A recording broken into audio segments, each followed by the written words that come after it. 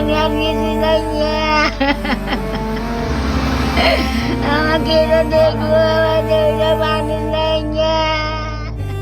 সিরাজগঞ্জ সদর উপজেলার রতনকান্দি ইউনিয়নের একডালা গ্রামের ৬৫ বছরের বিধবা সাহার বানু স্বামী সন্তান ও কোনো স্বজন ছাড়াই ভাঙা টিনের ঘরে মানবেতর জীবন কাটাচ্ছেন।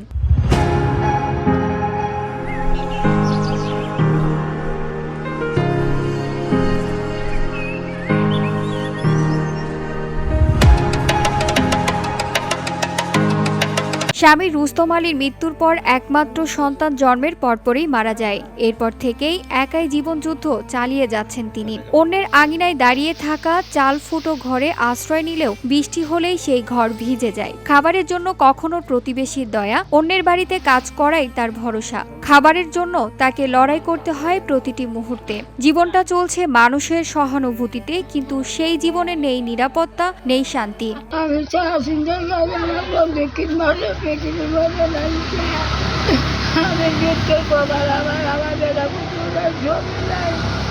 আমার কিছু নাই, আমার দুনিয়া দোয়া, আমার গলা চাও রয়েছে, আমার কষ্ট আমি কি করে পাচ্ছি আল্লাহ জানার, আমি জানি।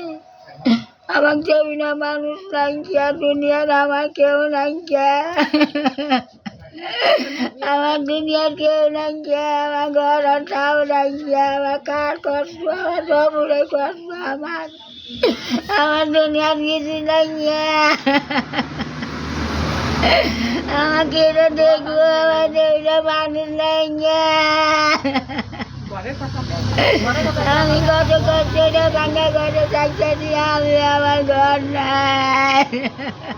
এলাকাবাসী জানায়, সাহার বানু মানুষের বাড়িতে কাজ করে খায়। অনেক সময় প্রতিবেশীরাই সহযোগিতা করে তাকে খাবার দেয়, কিন্তু ভাঙাচোরা ঘরে বসবাস করাই তার জীবন দুর্বিষহ হয়ে উঠেছে। তাদের দাবি, সরকার ও সমাজের দায়িত্ববান মানুষ যদি একটু সহযোগিতার হাত বাড়িয়ে দেয়, তবে সাহার বানুর জীবনে স্বস্তি ফিরবে। একটি নিরাপদ ঘর হলে অন্তত তিনি শান্তিতে ঘুমাতে পারবেন। নামে একটা গেদি, আর তার বেটা পুত্র কিছুই নাই। এরা একারো জাগারো এরা থাকে ভাঙ্গা ঘর। এই যে বাজার নামলে আমার বোনের কাছে থাকে, আমার কাছে যা থাকে, আবার বাজার সাথে এসে ঘোরাতে আইন দিয়ে খাওয়া নাগে। মানুষের চাষে ফেতরা ফুতরা তুলে খায়, কাপড় চুর মানুষে দেয়, এবারে চলতে চালায়। ভাঙ্গা ঘর ওই তো ভাঙ্গা ঘর থাকবার ভার না, একবার কিচ্ছু নেই ভাঙ্গা ঘর, ওবি থাকে এখন মানুষের বাড়ি যা বুঝছেন। তো একটা ঘর আপনারা দয়া করে দিবের ভারেন দিয়েন। আমি এই গ্রামেরই একজন সন্তান। আমার দেখা মতে সাহার বানু নামে একজন বয়স্ক মানুষ এখানে বসবাস করে। তার যে থাকার ঘরটি খুব ভাঙা, বৃষ্টির সময় অনেক বৃষ্টি তার মাথার উপর পড়ে যায়, তার থাকা অনেক কষ্ট। তো আমার আবেদন হচ্ছে যে সরকার বাদেও যে সকল বৃত্তবান লোকজন আছেন, তারা যেন সাহার বানু এনার নামে অবশ্যই কিছু দান বা তার ঘরের একটা সুব্যবস্থা করতে পারেন।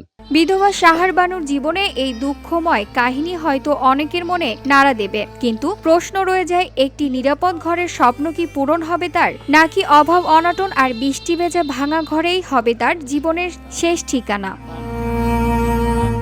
VOD Bangla news desk.